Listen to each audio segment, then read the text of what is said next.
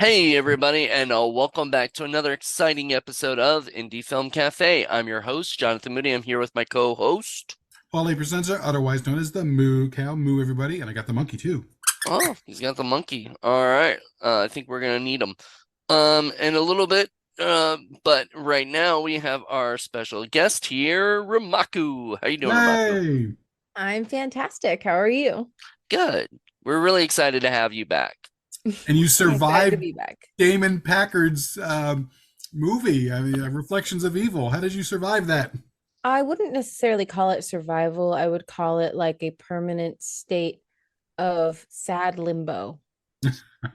Well, you're missing at least 75 pairs of headphones on, so Yeah. Well, we realized that Ramaka, we've had you on for every season so far, like hmm since season Hey. 3. So season 3 on, you've been a staple of our show. So thank you. Hey, You're always pretty much down to be on the show, so that's really wonderful. We love that. Yeah, I love it. absolutely. It's fun. It's fun. Yay. But before we get into that, we're going to talk about the movie that we all watched separately and endured is called Robot Ninja. And if you know us here at Indie Film Cafe, season 3, we introduced the world to Zombie Cop. What is it? Season 7 has to have Robot Ninja eventually. I knew I was eventually gonna do it.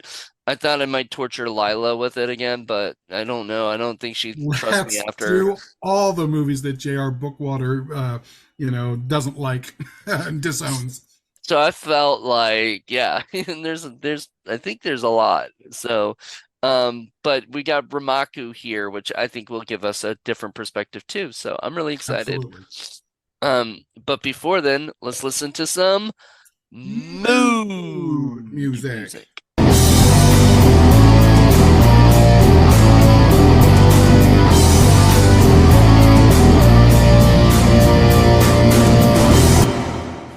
And we're back. All right. So, here we are to discuss Robot Ninja, which I'm gonna give you a little background. This movie was directed by, as Paul stated, J.R. Bookwalter, who directed Zombie Cop and Maximum Impact and a bunch of other movies, Chick Boxer, and Tempe, baby. he created Tempe Entertainment. Then he later is now doing Make Flicks, which hmm is pretty cool. And he's mostly a distributor now. I saw an interview where he said that he did not want to. He sort of wanted to get away from directing the movies that he was making for like Full Moon and whatnot kind of destroyed him in a way where they aren't really being made now. They're being made much cheaper. And so he doesn't mind distributing those movies. He just doesn't want to make them. Like he wants to make stuff bigger. I think the last movie he did was a movie called Mega Scorpion, which we'll eventually do on the show, I'm sure. Nice. Um, but then it was written and directed by him. This was not his idea though. It was David Dakota's idea. Really? So David Dakota, of another filmmaker, indie filmmaker, who usually does LGBTQ movies because he's gay himself, so he does a lot of those. Usually they're like shirtless dudes all over the place. Paul wants 1313 Sasquatch Island. or Bigfoot Island, Bigfoot yeah, Island. Yeah. yeah, or Cougar Cult, which it was more about the guys that had no shirts on than it was about the women, because So that's much just fun. his style. But he he was approached by JR about working together, and originally they were going to produce some of JR's Friends movies. Fortunately, those didn't happen, and they couldn't figure out what to do. So David said, "Why don't you do a movie called Robot Ninja? That'll, kind of get some As you attention, do. right?" And JR hates robots and hates Ah, ninjas. So he had no real interest in doing this, but he was a big comic book fan, as we can tell from the movie, and he wanted to do a movie about comic book stuff and everything. And I've got to say, he had to have been a RoboCop fan because this movie was RoboCop all This over. movie was RoboCop if RoboCop didn't have any robo on him at all. You know, Roboless, he was Roboless roboless, cop. roboless cop. That's And I also have to say, there was a little bit of Godfrey Ho in this as well. And sort of his robo ninja garbage or robo vampires and just all kinds of weird stuff that he likes to throw in. yeah, a little bit, I guess. I don't know if he even knew who Godfrey Ho was when he was making it, but 80s, maybe I'm he did. sure he saw them, and that stuff used to be all over the place in the VHS stores in the way back years. Yeah. So Ramaku, this is your first time watching. Paul and I had seen it before this. What was your first initial reaction? Um, I just have one question. Sure. Why? Why was this movie made or like Why everything? Why okay. everything really? Well, like it Why are we made out of tubes? that's not how any of this works.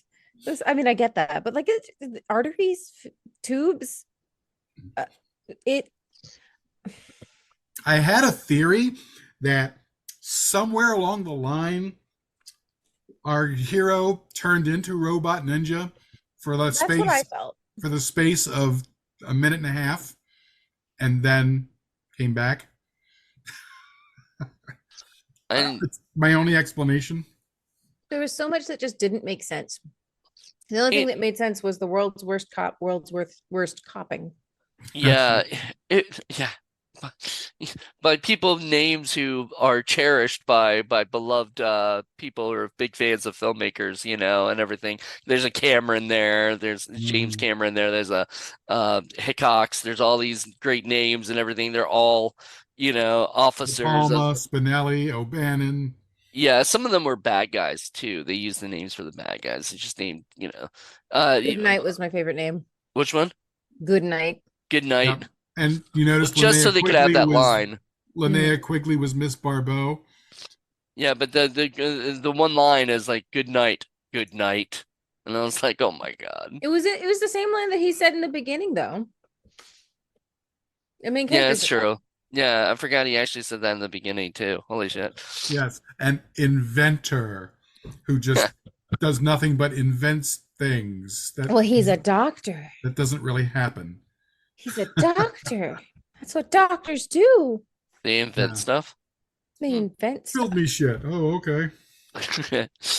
So, all right. So, I guess real quick we can go into the story. Does anyone want to, kind of summarize what happened in this movie?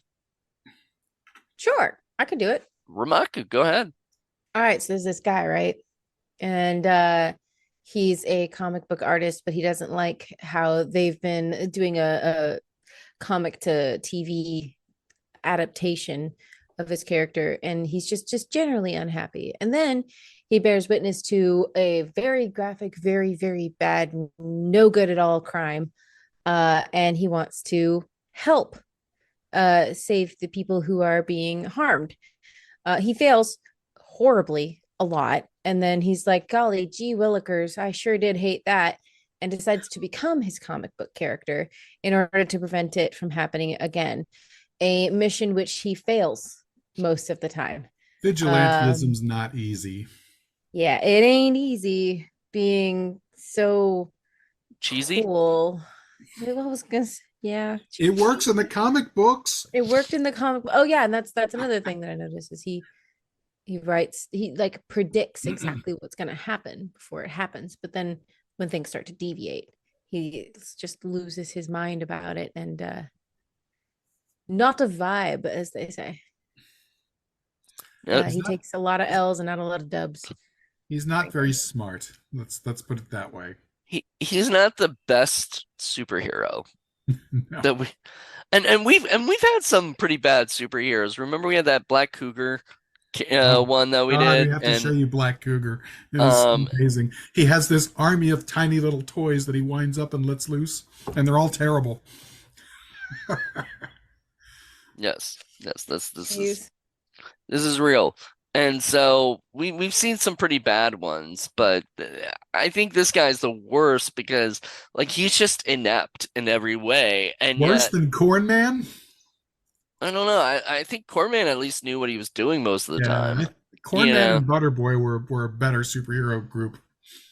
I mean, I get sort of not making him like the typical hero that always saves the day or something like that, but like what I originally thought this movie was going to be was it was going to be RoboCop, but with a ninja like thing twist to it, so that he had armor on, but the dude, I don't even think had a bulletproof vest on or anything. Like he had No, nothing. which is why, several times the bad guys have the opportunity to just shoot him and kill him, but they don't because they realize that would be the end of the movie. So Yeah, that would be pretty much it if they they. just smack him instead.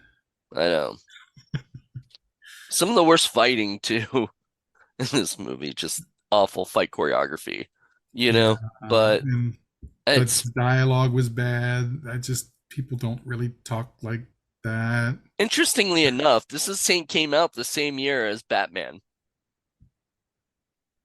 Which Batman? 1989. The Oh, okay. the Jack Nicholson, Michael Keaton, Tim Burton Batman. So can you Um, imagine Robot Ninja and Batman being like right next to each other in the, video stores? Jeez, I can't. Honestly, I was surprised by how good some of those shots were, though. Like, Uh, I was genuinely shocked. There were some good shots, and even though some of the special effects were kind of crappy, some of them were very, very convincing and very good, done on the cheap and in a sort of practical way that's not really done anymore. And, kind of have to based on your budget. But I was convinced, like the part where he's got the gun in the guy's eye, that was pretty impressive and gross. That yeah, was nasty. but then some of the other special effects were awful. Yes. So it was a Yes. mixed bag. Yeah. I also was just very impressed by the fact that the comics were so good as they were like drawn all the art. Comics were And great. I felt like most of the budget must have gone to special effects and to paying whoever the heck drew all that. Which makes me wonder, is there like a real Robot Ninja comic out there? I wonder, you know? And it's very And interesting because, from what I remember about this film, J.R. Bookholder didn't like it and, kind of disowned it for a while. But then I went and read that now that it got re-released on Blu-ray, he was okay with it because he felt that it cleaned up the lighting. But there were some issues with the lighting that I personally had, especially like in the junkyard area where all the yes. light is coming from obviously either a car or a light, on the side. It's not coming down. It should be coming down. Instead, it's coming from the side, so the shadows are wrong. Even though it looked kind of cool, the light just the angles threw me off. So I Well, don't know. this was his second film. Like his first film was The Dead Next Door, which Dead got next more door, attention. which is fun. I liked it. I have Yeah, found something. Sorry. you go ahead. There is a comic book adaptation of the movie itself that's drawn super well. Nice. So they just turned the movie itself into an official comic book adaptation. That's awesome. I don't know who drew those things at the beginning, but they were really good. I was very impressed. What they should have done, in today's thing they would do is they would market it that way. They would make the comic first, put it out there, then say we made an adaptation of the comic, and stuff. And that's actually pretty smart if you think about it, you They know. could bring out the whole robo part of him because they don't really do that. That's pretty missing from his Well, they character. put like little things, like little metal things into like his knees or something, and I'm like, That makes what? him robo. That makes him Robo, Well, and this guy so put a metal thing into his arm. yeah, Sure yeah, did. and The he's got real the little guy. he's Like not the character, the real guy. And I'm like, the hell's this guy doing? And ow. That was nasty. hmm See, The uh, part with the tube, that's probably the one scene that most people are like not understanding at all. That's why I It's was like, like, did he turn that's into not his how character? arteries work. Yeah. well, he can't turn into his character because Um, because later he talks to, talks to everybody, like, whatever. Unless, are you talking about at the end of the movie where like he comes into the uh Dr. Goodnight stuff, or is that like when he was being made? I don't really. No, it's the time when he treats his own injury by putting in plastic tubing for his veins. Yeah, so he's trying to really, you That's know, not going to work. Like even a grade school education is going to know that's not going to work. yeah. So the only explanation I have is that momentarily he phased into another reality and became his character for real, because that might be something that a robotic creature might try to do and might work. But Yeah, a real because human being, it's not gonna work. because those bad guys found out like he was human. They thought he really was trying to be like a robot, or whatever. And then they're like, "Oh, wait, what does a robot scream in pain? When does a robot bleed?" Like Because all our experience with robots makes it very different. I mean, I'm pretty sure that Siri doesn't bleed, or whatever. That'd I be mean, scary if she did. and it's 1989, so basically we're talking about Casios and Oh, stuff like that. The there Atari. Atari. or was it the robot? Like Teddy Ruxpin was sort of a robot, you know. So that's the closest thing to like a robot like we would know. Man, if Teddy What's Ruxpin who's Ninja that? had been in this, it would have been Was awesome. that? Teddy who? What's that? You never heard of Teddy Ruxpin? It was a little bear. It's a teddy bear that sang to you. He was like a robot thing. They'll go start singing. That's cute. Yeah, it's cute. Some people think of it as kind of scary, but I never had one, you know. Um, Oh man, that sounded like a lot of regret there, Mr. Moody. You know what? I'm okay. I don't think I even asked for one ever, as a kid. Like I just, I So it was saw in them. I your thought they were heart you cute, but wanted one all the time. in my heart, Sorry, you I got had your my mind. pet monster. He was my baby. He Yeah, still but that's is. the thing you asked Santa for, and Santa never gave it to you. So that's how you lost your childhood innocence, Teddy Ruxpin. Fucking Oh Santa. God, Santa always gave me what I wanted, but I always was a little bitch about it. So, Oh my God. I was the worst. I was the worst child. Ever. Um, I'm. It was terrible. Um. But to go back to this movie, now I mean to go into like talk about the difference between this and like later he did Zombie Cop, just the differences, the really nasty things he did there that just didn't work for that movie. He didn't do for this. Right. He didn't do That anything like casual racism, you mean? yeah, which that was pretty bad. Um, yeah, so. Ri we did Zombie Cop, and I did it with Lila and her friend Bobby, and we reviewed it, and I watched it with them, not remembering most of the stuff. And there Oopsie. is a scene with a guy who was the writer of the film, by the way, in an actual towel on his head, just At a talking like convenience he was store. Apu from, Simpsons.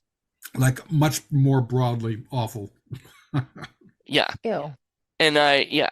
And so there, when I was watching this, I was like, thank God that stuff's like that kind of humor isn't in this And movie. what you're leaving out is that our friend has a Middle Eastern background. Why would you stereotype your own people, though? Oh, no, no, no. I'm saying like my friend who watched it with me. Oh. So my friend who watched it with me was watching this and was like kind of really pissed, Yeah. like I would have been too. I know. We've realized like a lot of like the 80s had a lot of like nasty racism jokes that No in the kidding. 80s and early 90s that just are just gross and disturbing now, to look at it. It's gotten a lot better since then, thank goodness. I would have not been happy to be alive in the Yeah. 80s as a person of color. Definitely would not have vibed with that. And I really didn't vibe with a lot of the representation of people like me. until fairly recently. So like it's gotten better a little bit. Yeah, Got a long way to go. But that sort of stuff, thank God, it's unacceptable. And right. like that's the stuff that deserves to get you canceled. Yeah. And I mean, I think they pretty much they disowned the film. Like the writer and director disowned that film Mm. when they started realizing how like I mean, how just gross it was, I guess, you know. But at that time, I think because of stuff like The Simpsons and other things, they thought, you know, people would be okay with it, I guess, but really, no. And it's just stupid, cheap, lazy humor, lazy writing. It's not funny. It's just, Yeah. you know. Yeah, Anything that's funny at the expense of another person for something that they can't help at all is not funny at all. right. Right. Exactly. And I mean, it you don't even need it in there. It didn't like serve the purpose of the film. Well, and it's So, weird because for whatever reason, this movie decides to throw in what it thinks are humorous moments. I'm not exactly Mm. sure why. Like the rival comic book guy, that guy who oh, was, Scott Spiegel. Oh, I yeah, found him hilarious. I'm he sorry. was funny. I just not sure why they put that in there with the rest of the movie so dark and violent. Well, because it was a Comic threat relief. at one point for him to like know like so he can find somebody else that can do just the same thing he can do, you know, and everything. Like I was just in a conversation with them today, you know, right? That guy was a funny actor, though. He was my favorite person in the whole series. So we reviewed a movie called Thou Shalt Not Kill Except, which Mhm. actually had Scott Spiegel and Scott Spiegel co-wrote and produced that film. And this was more of his like this is more of his Three Stooges type acting where he's like over the top kind of, you know, using his very high pitched voice and stuff like that because it's funny, the nasally voice is sort of funny to everybody. So I love seeing And him in there. I and was then just like, yeah. you look I at the just liked comic, the way that he acted and the way that he was like speaking. Mhm. and then you look at the comic itself, and it's just scribbles. And Burt Ward is Yes. acting like, oh yeah, this is our next artist. Like, All yeah, of those Well, emotions for scribbles. he also, you could tell that Burt Ward, who played Robin in the Batman and Robin stuff, was looking down at that going, ooh. But he's like, this is the only other person we've got right now that can, right. I guess, somewhat compete against, you Well, know? it's funny, and I don't know whether you were going to bring this up or not, but Leanna Quigley apparently did not want to be in this film, but did it as a favor, I guess, for David To David Dakota. Dakota. Yeah. Um, it was I don't know if she didn't want to be in this film. I think Who was it was she? such a Was she she the was blonde? the Yeah. assistant, yeah. Yeah. Secretary, whatever you want to call Whatever her. body language she was using was certainly body language. Oh yeah. Oh yeah. She The sexy originally, scream queen of the day. yeah, she was the yeah, she was in like Return of the Living Dead and many other movies at that time. So Mhm. she was a big name She was and a they hot just property. needed what? She was a hot property. Yeah, so they needed somebody like that. So they had her, they had Burt Ward, and they had Scott Spiegel. The And star power of Burt Ward. at that time, I don't even know if anybody really cared, because like the Batman, he was like their Bela Lugosi, like Yeah, yeah. pay him in peanuts and he'll just do it because, he had nothing better to do that He day. he was Robin on the original '60s TV Batman with Adam West. So Yeah. Yeah. And that was sort of a lot of the joke too, because like there were, he was joking to Linnea Quigley about the fact that it looked like the Batman series. I was like, oh, great, they got Robin talking about Batman. Okay, but all of that stuff was shot as a comedy because everything was very, very, very over the top, and it was a little jarring having that juxtaposed with the violence and the other stuff. Even though it kind of came off as a comic book, but it came off as a dark, gritty, bloody, violent comic book. You know. Well, it's funny to think about because like Scott Spiegel being in this movie, and then a couple years later, Sam Raimi did Darkman, which was also very dark, comic book thing.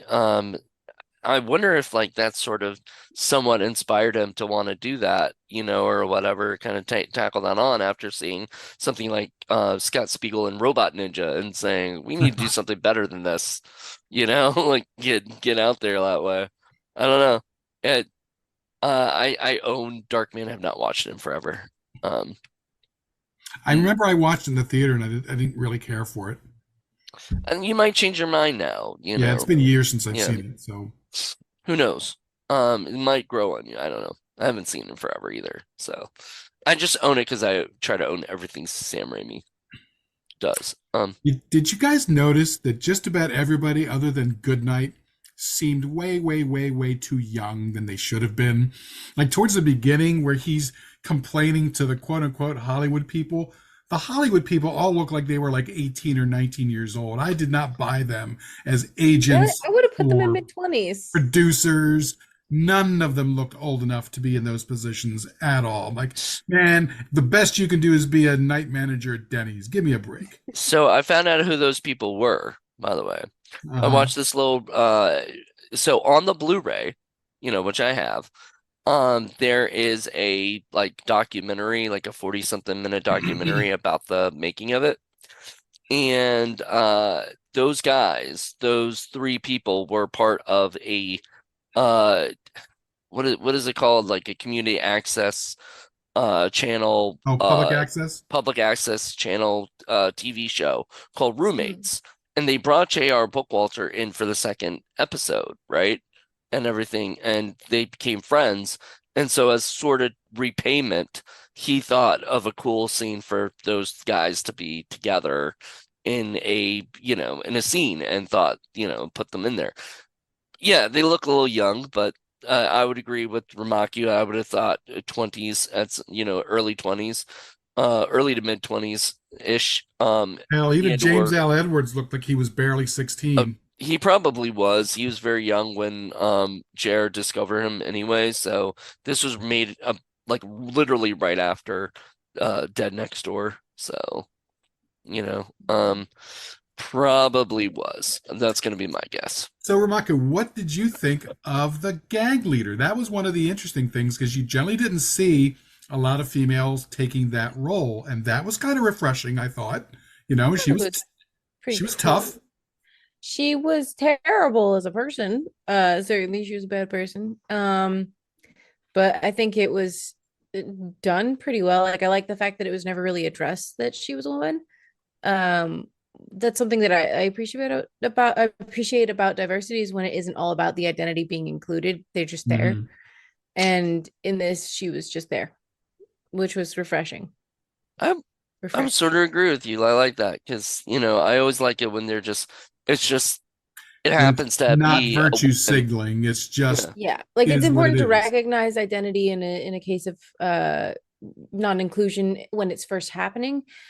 But then after a while, I think it's also equally important to be like, okay, but just like, generally they're not included because of that identity. They shouldn't be included also because of that identity. They should be included because they're not included. But then what happens next? Right. And Right. Equal treatment is I think about this was being pretty treated good. the same as everybody else. Right. Hmm. It shouldn't be each exact time they kind of get treated the same. They need to just it evolves into every Yes, like women show and us what we've men been are missing out together, on. doing the same thing. But Yeah, like show us what we've been missing out on, and then give us more. she was strong. She was nasty. She was definitely a leader. Um, Hmm. she was a horrible person, like you said, but that's the basis of what that character kind of needs to be. So Hmm. I appreciated that. That was one of the good things that I liked about the film. There were a number of good things that I liked about the film, and it kind of reminded me of some other movies that were made later on. Like I was immediately thinking of Kick Ass, where you have these superheroes that aren't really doing what we expect them to do. They're kind of a little bit worse. And that's an idea that I mean James Gunn has worked with that kind of stuff, but that's all been later on. this is 1989, and there aren't a whole lot of other uh, stories or movies or TV shows that addressed it in that way. So I appreciated that. I thought that Yeah. was an interesting take. No, Yeah. I totally agree with that. And like most of J.R. Bookwalter's films, I tend to sit there and say, God, I wish somebody had come up with another $25,000 or $100,000 to give these guys, because some of the ideas are really great. It's just the execution because they didn't have the budget. I mean, though I do love the go out there and do it yourself and whatever mentality, like we don't have the budget, but let's go shoot this anyway. We got a Um, camcorder. yeah, we gotta, we're gonna shoot this on video and everything like that. That's why I wanted to have Madeline on, and unfortunately we Madeline would didn't, have but loved it. like Madeline Madeline would loves have loved everything. this movie because it's a shot on video, just fun, goofy, thing to her. To But it me, does rise above the friends and family in the backyard stuff, though. There's more going into it just from the special effects and the gore stuff alone. There's a lot more going in. Doesn't always work, but Can we talk about how at one point the news reporter said vigil ante? keep rolling. Yeah, there were Ongoing. a bunch of errors that they just kind of allowed to go. The worst was the cop when he's like staring at the guy, and then all of a sudden something happens, and it turns out, oh, he was looking in a completely other direction. Then he's got to turn around and go back. It's like, what were you looking at? It was just really bad. Or how he like doesn't really need any kind of probable cause. He just goes into the house. You know, whatever, just snooping around. yeah, it's true. Terrible, terrible cop. Lots of little bits that, sort of don't really work the way they should, in my opinion. I don't know. It it's a movie that, like, this isn't a movie I'm gonna put on all the time or anything, Mhm. like but I do respect that it got made, that Sure. they tried something, And you can't really compare it to, say, a Hollywood, even a low budget Hollywood film, where they have people, like, they'll have somebody who's hired there for no other reason than to make sure the continuity is good. They're not Mm, going to have stuff like that. You I know, will say I did very much skip the crime that was happening. I didn't really want to see that, and it seemed like it was going to take a while, so I just sort of fast forwarded. skipped ahead. Yeah. And also the credit scene in the beginning, it was like 15 minutes of credits, and I also skipped that. I'm Yeah. sorry. That's the old school way of doing things, because nowadays they don't do that because hmm it slows down the movie, so Yeah. people like, especially nowadays, people have attention spans like mine, and I can't watch a movie on Tubi that, unless I'm reviewing it or something, but I can't watch a movie on Tubi that that doesn't have 10 minutes is interesting enough, because I've got too much time in my life, to like, I want to make sure that the first 10 minutes is really good, or something. It hooks me. And when you have main credits, opening credits that take like 8 minutes long or something, like that's a good amount of your freaking, time. And that might be another reason why they did it, to, to pad time out. hmm But Mm. otherwise it would have been like an hour and 10 minutes or something. So, you know, And it's really kind of weird too. I also have to wonder about our hero's character. What exactly does he want? Does he want to be a vigilante who's righting wrongs, or does he want to be this fantasy, hero that he's created come to life? Because that's kind of the problem, is that he can't do both. If he really wants to be a vigilante, well, shit, just go out there and shoot these punks and be done with it. Why go to the trouble of putting on this stupid costume with this little knife thing and then get your ass kicked repeatedly? That's not really working. And he doesn't seem to learn from it. As a matter of fact, and just to spoil it, sorry guys, he gets so bummed out that he kills himself over it. It's like, you could have done a better approach there. yeah, he, it's kind of messed up, you know.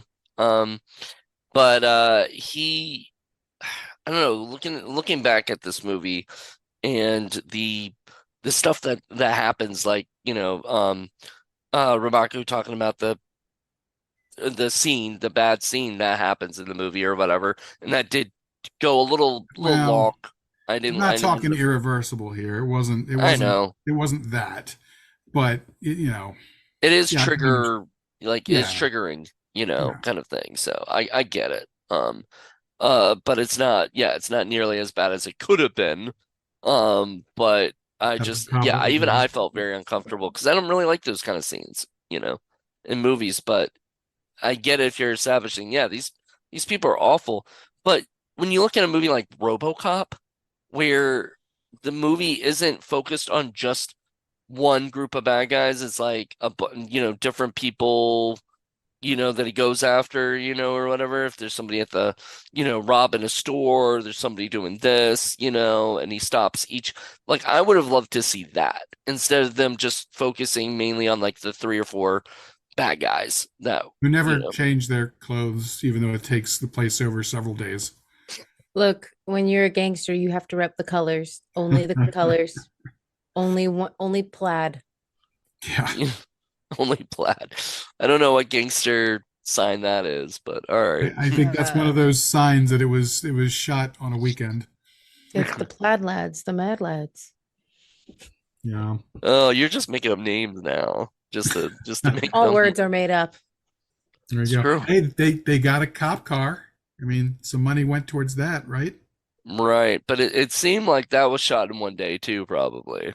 Because I Yeah, feel like they just had the guy pull up with the car, then take the video of it, then next do another shot with the, like it just seemed like it was all in one night, or whatever. So they just, like was able to return it, Hey, I'm sure cop cars cost some money to rent out, I don't even hmm. know Yeah, how those you are do real that. cop cars. And can we give a little love to Goodnight? I mean, Goodnight was at least the one guy with his head on his shoulders and saying, "Why are you doing this? Don't do that. Don't be a vigilante. Don't do something stupid like that." It wasn't really supporting him. I mean, I guess he built the suit for him, but he Yeah, was but going to tell the cops. it was bold words from a guy whose medicine cabinet looked the way it did. It was Like full of labels, like yeah. crayon labels. Yeah. He just kind of like left it there, and I guess it was full of amphetamines because that's what he was taking the whole time. That makes sense. That makes sense. I Yeah. don't like it, but it makes sense. Makes as much sense as anything in this movie. Makes Well, sense. I mean, it makes sense in that weird, stupid comic book kind of way where, in the comic book world, you get a dose of radiation and you develop superpowers. Whereas in the Hmm. real world, you get a dose of radiation and you die Die. horribly. Wait, Yes. so if I'm bit by a radioactive spider, I don't become Spider-Man? Nope, you No. become super dead. Yeah. Damn it. Well, I I'll have know. to stay away from those radioactive spiders then. Yeah, watch the HBO series Chernobyl. You'll never want to go near radiation ever again. Or the new series that's coming out about Fallout. Oh yeah. Yeah, Hmm. apparently that's supposed to be super good. Hmm. Okay. Well, there you go. I mean, in the Um, Chernobyl one, I mean, the guy literally turns into pudding. It's really bad. Oh, Living human pudding. like It's full of fluvium. yeah, it's rough. It's very, very rough. Probably one of the grossest things I've ever seen. And I've seen some shit. So maybe don't watch that. Oh, I it's will say great. the gore in this film it was a lot for being not all great. Um but like even the stuff that was great, it was just a lot to watch happen. A lot of stuff with eyeballs. A lot of stuff with eyeballs. So much with eyeballs. Why was there so much with eyeballs? Um, I guess because it's cool and that sort of, feathered hair Pantera t-shirt kind of way. Um, Mm, plus they could do it. So part of the reason you make a film like that and you put those kind of gags in there is because you're showing people this is what we can do. So I understand that. Um, it was probably a bit too much of it. I sort of get the point. There was a couple of bad squibs there too. The shotgun squib on the one guy was pretty bad, but the other ones were good. So it was mixed, you know. And like Moody said, this was their second film, so for a second time production, I guess it was okay. I guess it was okay. Yep. And so the makeup effects was done by David P. Barton, who Paul, you may know as the director of the movie we watched, Dead and Rotting. And rotting, yeah. Yeah, and then there's a few other people, Bill Morrison, Cindy Warren, Susan Ruff Thaker. They all helped with it as well. So, And actually, David Dakota played a character in this. yes, he did. Really? Which He was character? the interviewer who was interviewing the one. Oh, the one who could give the full description but didn't see much. Yeah, he didn't see anything. Oh, Yep. I didn't see anything. And that was who was that? Like that was an actual um Russ Mazzola. are you sure? It's what Internet Movie Database says. Okay. There's a lot of freaking people in this movie. Yeah, there was. Yeah. I mean for a low budget action flick, I guess, That's what I mean. It's like a backyard movie with friends and family on steroids. There's just a lot going on. There was a lot going on, but it did at least have a clean thread of like plot. Hmm. It didn't make much sense, but yes, it was there. Oh no, the guy who explained the thing, that was Burt, that was the character's name was Burt Ralston. That was Kenneth J. Hall, who's also a director. So David Dakota and Kenneth J. Hall had that scene together, and he couldn't describe where it was going. Um, Kenneth is the director of Halfway House, so he was Never saw I think he had done a lot of special effects and other stuff too, just like his brother Cleve Hall. And Michael Todd, who plays our hero, he was in the Puppet Master series. Puppet Master series, yep. And then well, we've got James L. Edwards, who Hmm. a very young James L. Edwards who Who's plays been on our Scully. show, we're proud to say. He's been on the yeah, he's been he's reviewed films. In fact, it would have been interesting to have him review this film, but I don't. For Patreon only, I think it would be great. Yeah, maybe at some point for at least one of JR's movies, you know. Get the inside scoop of how things were going. I think well, he does a commentary track with JR on this Blu-ray. Oh, okay, that's interesting. I'd like to hear it. Yeah, because I think, yeah, and that's the funny thing is like owning the movie is kind of nice because then I can hear all this stuff about the making of it. And a lot of times you can find it, you can hear why things didn't work out or, get that kind of lowdown on what happened because we as the audience only see the outcome of the film, but we don't see the making of it and we don't see like if they if they were supposed to have a an area or whatever, but then they were told no, so they had to go to another area, and that took time, and and so they had a limited time to do the scene, and that's why it looks like that. That's what a lot of indie filmmaking becomes, for real. And I like kind of hearing that stuff because it doesn't justify the stuff necessarily, but it makes you sort of respect it a little bit more, you know? Be curious Mhm. to hear about the tales of the dark little two-cop town known as Ridgeway. I think there was more than two cops. Maybe. There was a few, I think, but you didn't really see them much. You only see the couple or whatever in different times. Hmm. Oh Lord. Um yeah, like I said, it was neat because they did a lot of they did names of all the different people. Like you said, well, Leonard Miller was Michael Todd, the main guy's name, and I believe I don't know who Leonard is supposed to be, but Miller I believe is supposed to be like Frank Miller, Okay, who that did makes like the sense. Dark Knight the Dark Knight series Right. of comic books. Um, Dr. Hubert Goodnight. I have no idea if that's a reference to anything. I don't think Godi Sanchez. That was the girl's name. Yeah, That Goaty. That's interesting. I don't think I've heard that name before. no idea. That was Um, Maria Markovic, and she was in Dead Next Door, and these are the only two movies I believe she was in. but she was an assistant production coordinator for Deadbeat. She was the production secretary for Amityville: A New Generation, Okay. and she was a production assistant for a movie called The Hit List. So she's worked after, this movie. Um, then there was an Officer Hickox, which was obviously Anthony Hickox's, like a reference to him. Officer Cameron, which was James Cameron. There was a De Palma. Uh, uh, you know, when you get to De Palma and stuff, like Cameron, you can kind of get away with because it's very kind of common name, but like De Palma is not as common. mm-mm. So you're like, there's a Spinell, like Joe Spinell, and that I was played see. by J.R. Bookwalter himself. There was an actor named Mike Shea who played a character named Rip Him Off. Yeah, I forgot what yeah, rip him off. I don't remember what character he was necessarily. I just I don't remember seeing remember. that name. And then the guy that Rimaku liked, Scott Spiegel's character was Marty Coleslaw. I was like, really?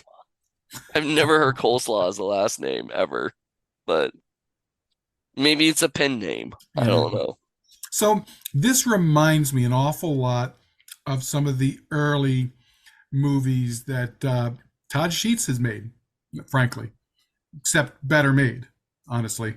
Not as good as his later movies, but some of his early movies. That's what this kind of reminded me. And, Todd Sheets in his early career really kind of wanted to establish himself as someone who brought a lot of blood and guts and gore and that kind of stuff.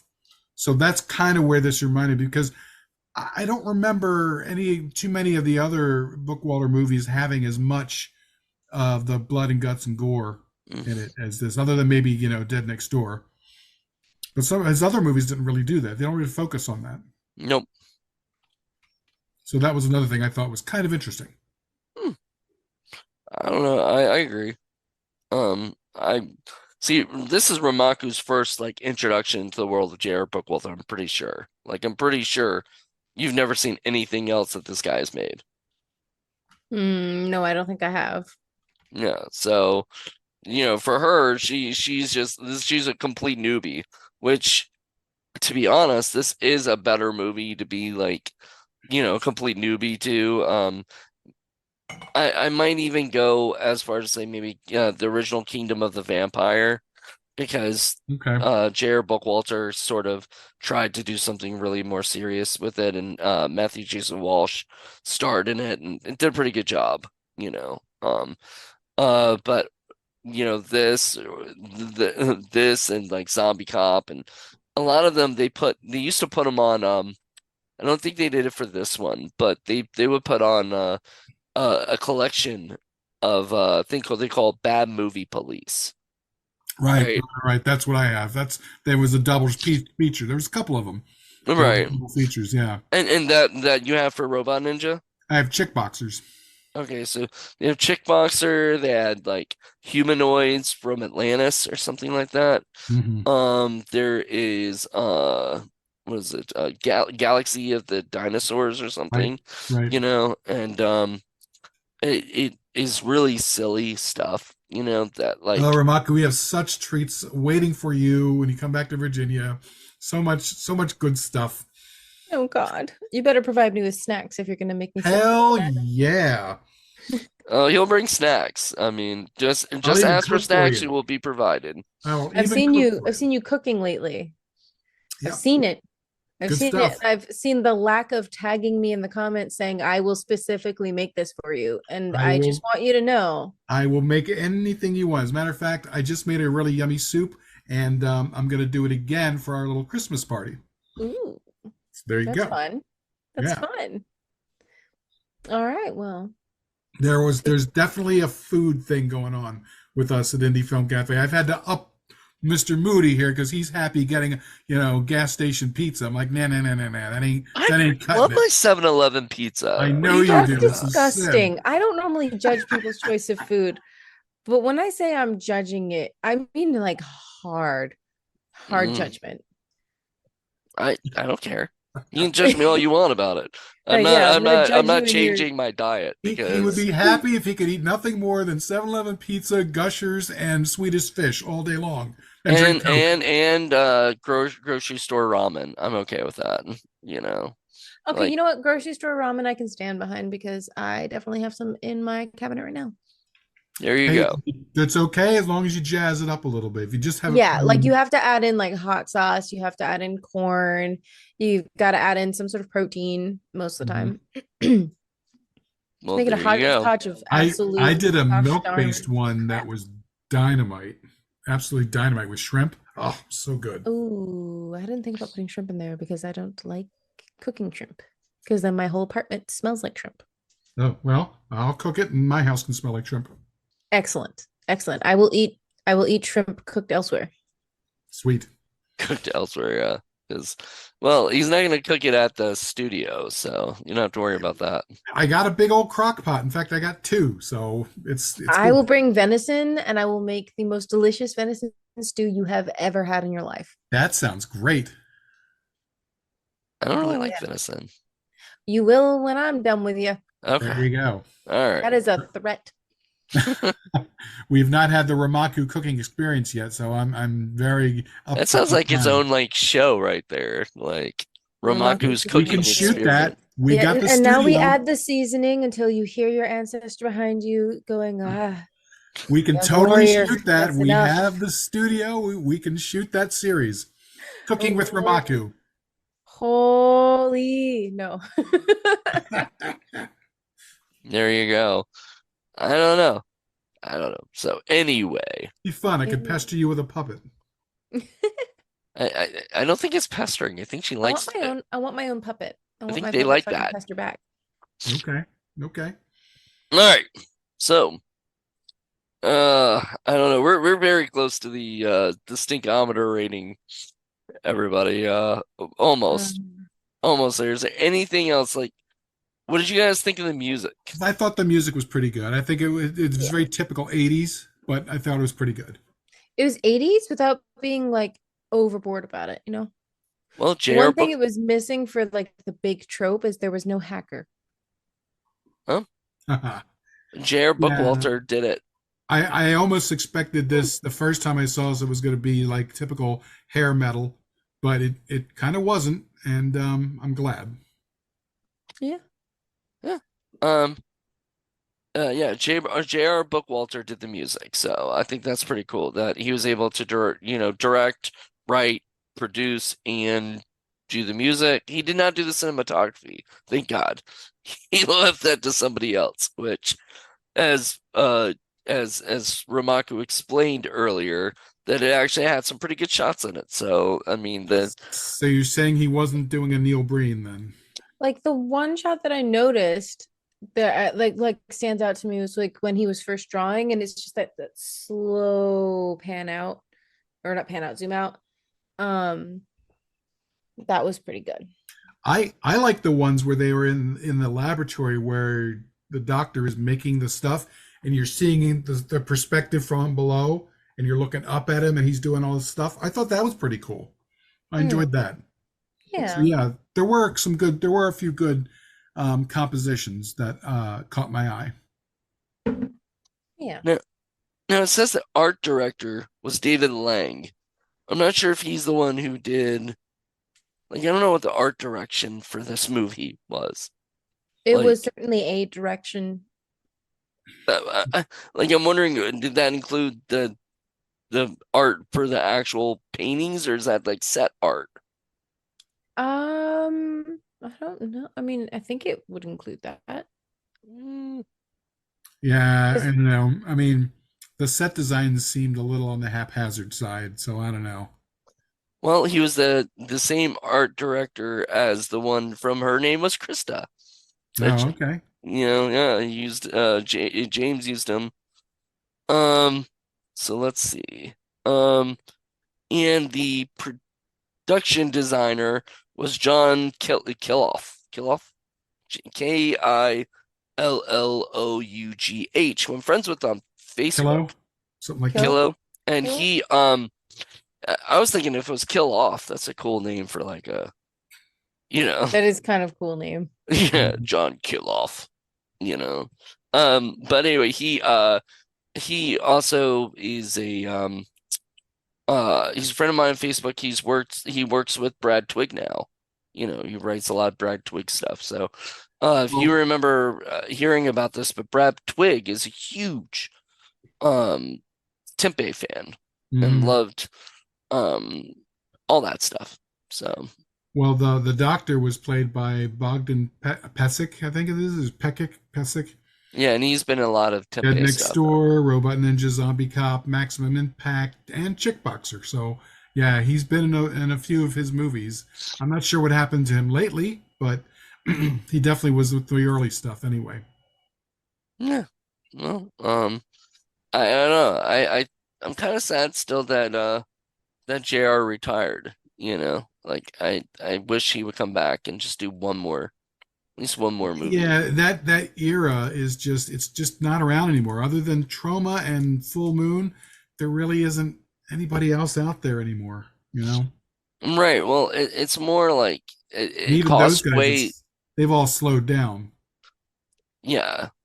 Even Full Moon has changed their, Mm. template, I mean, you've got Asylum and you've got a few other ones out there. They're But those guys cost money, like serious yeah, money. Like what he wants is, yeah, micro budget stuff.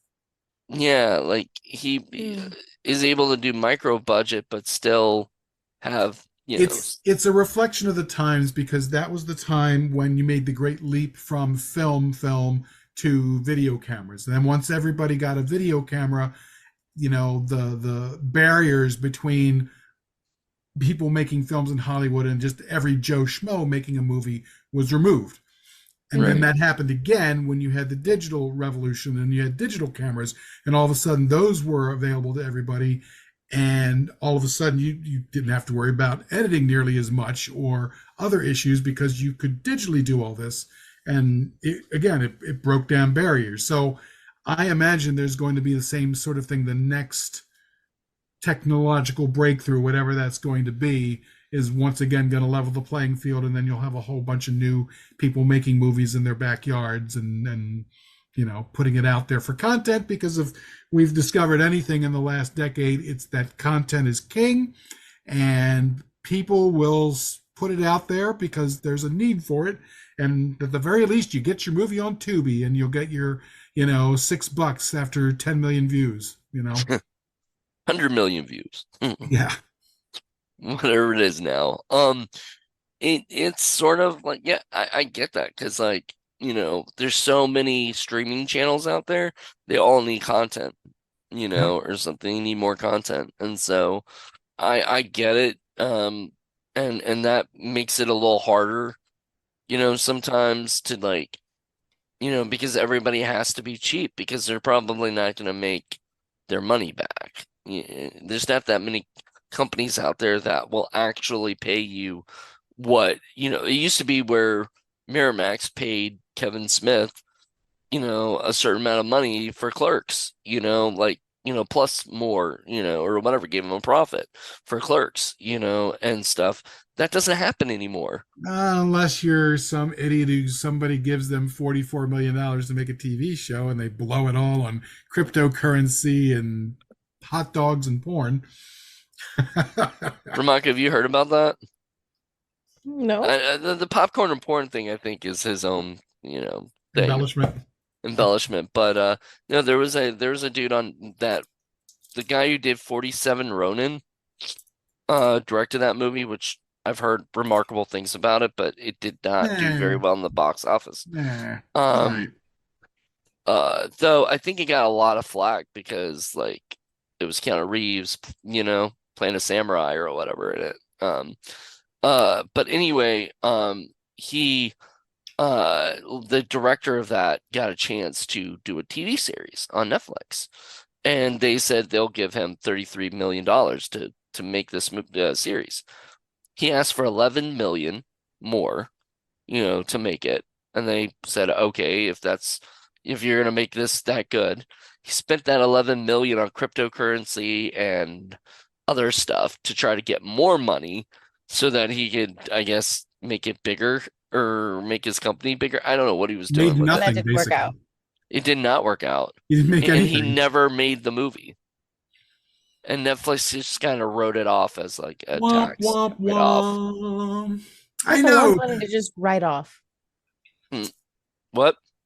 It's a lot of money to just like write I off. know. Seriously, it's like all I can think of is, if they had given me $500,000, I would have given them a product. Maybe not a series. I would have given them a movie, and I would have had it all broken down to the exact penny of what was spent, and they would have gotten it. It would have been complete. But do we get the chance for that? No. Yeah, somebody who flopped in the box office gets a chance to redo it, and then he still screws up. And if that dude ever gets a chance again, I'm gonna be furious. Look, Like, it's a nepotistic circle jerk in Hollywood, and we all know it, and that is what it is. But luckily, with the advent of cameras that are accessible to people at reasonable prices and have reasonable results for those prices, we are breaking down those barriers, and more stories are being able to be heard through various platforms. And honestly, I think that Hollywood is on its way out. I really do. And the reason I think that is because I'm seeing people make straight up better content and circumvent all of these production companies and all of these distribution companies. And I think that it's a mix. It's like a battle between the independent individual filmmaker and Hollywood trying to save themselves because their nepotistic circle jerk didn't work out, so they're trying AI. It's just not going to work.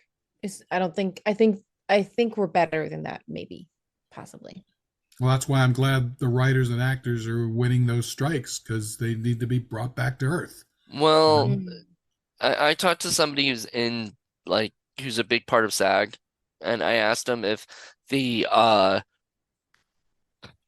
the SAG deal that they got, that they've all finally agreed on and it's got ratified just like a couple days ago, if he was happy with it. And he said he was like 50 something percent happy with it. Like he was 54%, like, and the biggest, but he said the beautiful thing is it's only for 2 years right now, the contract. After 2 years, they're gonna see what Hollywood is doing with AI and everything. And if that turns out to be like worse than what they're fearing, they're gonna strike again and try to, get more money. So, or like Yeah. get the AI out of there, Yeah, it's a or bad whatever. situation, especially from the writing point of view, because, intuitively you might think it's a bad thing because AI is not going to be able to write anything good. It's just parroting back crap. But then you look at Hollywood movies and that's all just poorly written stuff that's parroting back crap. They're not really interested in having or paying really good writers to produce really good, original, interesting content. But That's this not comes what from they a dude want. who like writes all these app things into ridiculous stories that you're just like so happy to show Okay. off I or love to whatever. tease the chat GBT thing. It's fun. I know you're like, write me if you had asked to write a story about a robot ninja, you know, Penguin. penguin I'm gonna from pull up hell, ChatGPT you right now know. and see what it does if I do that. Hang on. Robot Ninja Oh wait, Penguin you're from gonna about Hell to is do that fun. into chat Yep. chat.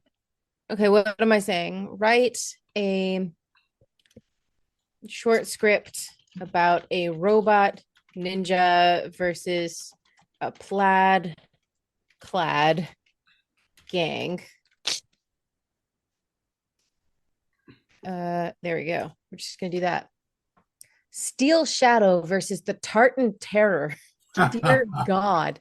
Scene one, dusk in Neo Tokyo. And it's just there's a sleek humanoid robot ninja bot X9. And there's a voiceover, it says Neo Tokyo. Wait, I'm gonna do this dramatically. Neo Tokyo, a city of light and shadow, and in its shadows lurk the Tartan Terror. a gang cloaked in plaid and chaos. Oh my god. The leader's name is Mac Madness. Nice. Yeah. It's The leader of the gang of plaid people? mm-hmm. Oh, Yep. And the last thing before it fades to black, that's the ending, fade to black, is justice prevails, but the night is long, and the battle never truly ends in Neo Tokyo. There Neo you go. Tokyo? Yep, it's Neo Tokyo, and it decided that they're all in traditional Scottish attire and a mishmash of that in cyberpunk gear. I'm picturing plaid kimonos.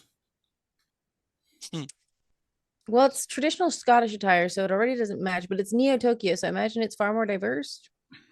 Okay. Oh Uh, my I'm thinking goodness. samurais with bagpipes now. I mean, the first thing that he says out loud is, "Your reign of terror ends tonight." And then, "You'll never defeat the Tartan terror robot. You haven't seen the last of me." As the police arrive to arrest the gang. Robot, I have a name, you know. I hate to Ninja say Bot this. X9's advanced martial arts against McMadness's brute force. He ends up disarming him and pins him down. It's a very bad script. You This is should worse. This is worse than Robot Ninja itself. You you should know? see some of the ones that I came up with that I've been tormenting Moody with. They've been fun. Oh, some of them are, but they're just ridiculous, but but see, that's the thing. Like, we, people think like AI is going to be easier to help out, and maybe it is for some certain jobs that people have, where they don't have to write out a whole bunch of stuff. They can just, but isn't this like glorified, uh, I don't know, copying somebody else's test, I mean, it or is something? A kind little of, bit. but think about it this way. One of the ones I made ChatGPT do was, one of the villains had to be named Ku Klux Klam, and he was going to lead an army of evil clams. And the ChatGPT wrote on that, but it's not going to come up with that. A human had to come up with that idea. It wrote it, but only because I told it to do that. And it wrote it based on other things it's seen in the internet, right? Like Mm-hmm. everything is not it's not original. And yeah, uh so the AI is completely you know, if a robot ninja were to take over the world, you know, like this that script right there would not work. Like that the script just makes no sense, and everything. I don't know. And Just Ku Klux Klan was like it has like a little white hood and a beard and little feet. It was leading an army of evil clams. It was funny. I liked it. all right. Well, on that note, um, I guess that's about does that for that. So let's get into the stinkometer, and I'll share with you guys all what the stinkometer is. If Rimako, I'm sure you remember the stinkometer. Um, but for folks who this may be your first time or whatnot, basically Poor the people. stinkometer is a scoreboard from 1 to 10, 1 being very good and 10 being very, very stinky. And think like, if you had a bad smell, like, you smelled a lot of shrimp in your house, A and lot it of was really rotten shrimp. bad, rotten shrimp, how stinky would it be? It would be Right. 10, so Although we do love stinkiest. our stinky movies here at Indie Film Cafe, usually the higher number also reflects the number of problems Hmm. that we encountered in the film. And we also have a point 0.5 system. So if you want to give it 5.5 or 4.5 because you can't decide whether or not to go with a Yes, 5 or 6. we're all subtle. Yeah. So go right ahead. So, with that being said, Paul, why don't you go first? Well, when I first saw it, I probably would have given it like a 9, but it's grown on me a little bit over time, and even though it's pretty stinky and crappy, there's enough things in there that make it interesting enough for me or make it stand out that I got to give it a little bit more credit. So I think I'm going to go with an 8.5. I think that's my final feeling. There's definitely some stinky crap involved in it, but there are also bits and pieces that I really liked and really appreciated. And again, if only these guys had gotten a larger budget, I think some of the other ideas that they hinted at or tried to do, they would have been more successful at, and I think would have made a better movie. But then you can say that about just about any film, you know, Right. and you make the movie the way you can with what you've got, and I get that. Um, it's just, and I like the fact that they're ambitious. Ambition is a good thing. I just wish that there had been enough to sort of back it up. But yeah, an 8.5 is what I'm going to go with. Yeah. What about you, Ramaku? I didn't find this one very stinky at all. I mean, it was cringe to get through, but compared to some of the other ones y'all have subjected me to, um, Look at you, uh, Reflections of Evil. I was going to say it better not be Hot Chicks Blast Uranus. you lured me in with snacks and I stayed because it was a train wreck and I couldn't stop watching it. This one, there were no snacks. I am offended. But that being said, I would honestly rate this pretty low. I would pray like it wasn't very stinky at all. I put it at like a five, A five and a five? half. Okay. Which one, 5 or 5.5? I'm gonna say five. I'm gonna be generous. And the reason I'm gonna be generous is because some of the shots were really nice. Okay. I, Nice. th I think that's fair. I'm gonna give it a 6.5. It's a movie I've seen a bunch of times. It's not that stinky compared to like Zombie Cop, which got a 10 or got a Yeah, 30. no. That movie was cringy, and hard to sit through with other people, or whatever. Um, this movie, this movie I could show people. I mean, it's R-rated, not PG-13 or anything.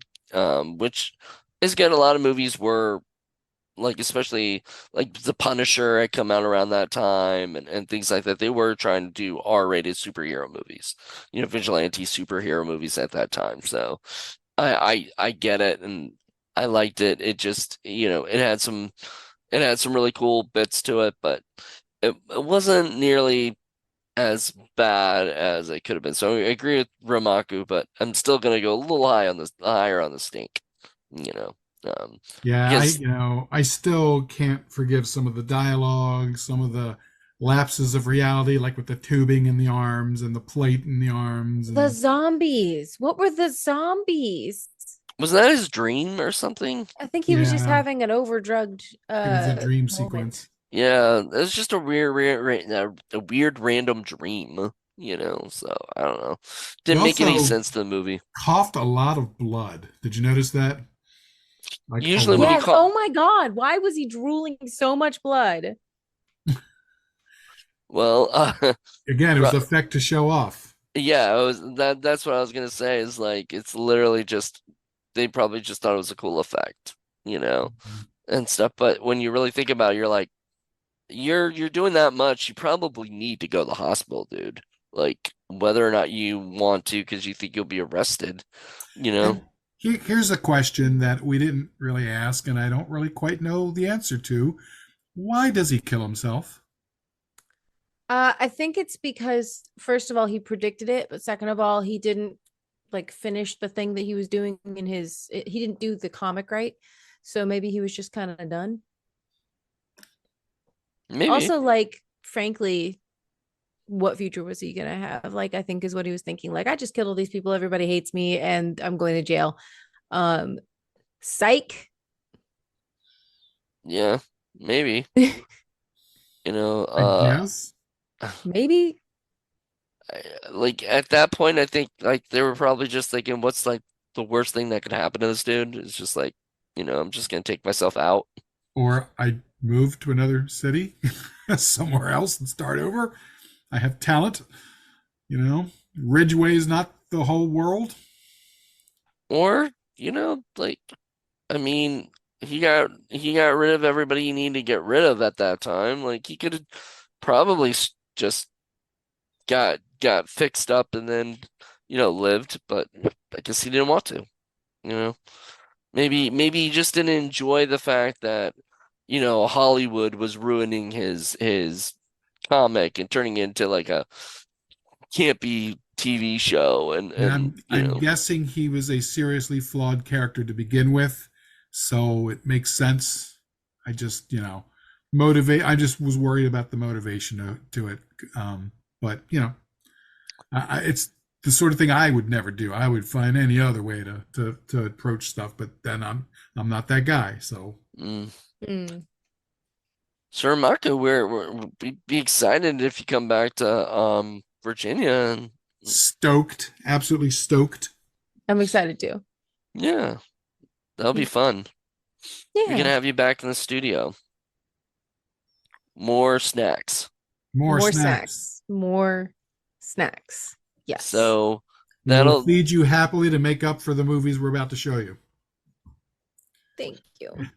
Especially Fungicide. I'm dying to show you Fungicide. I think you would quite love it. And Roller Gator. Got to show you Roller Gator. Roller Gator. Oh yeah. Oh, he's already Lord. talking about movies that we already showed I for cannot Indie wait. Film Cafe, so this must I be cannot wait. Patreon only or something. Well, we don't necessarily have to record these. I think it would be fun sometimes just to hang out, Yeah, watch just the to movie. watch it. Yeah, eat some snacks. I'm just dying to hear your perspective on some of these films. I'm gonna have so many thoughts. So many thoughts. For sure. Well, thank you so much. And everybody else, hope you guys enjoyed this. Join us next week where we'll have one of Paul's episodes. So who knows what Paul's gonna inflict on us today. Bunch of evil clams. Maybe. Was it Cammy the Clam? Ku Klux Klam. Oh, Ku Klux. All right, whatever. All right, anyway, everybody. Thank you guys for watching or listening. GG. Talk to you guys soon. Bye. Bye.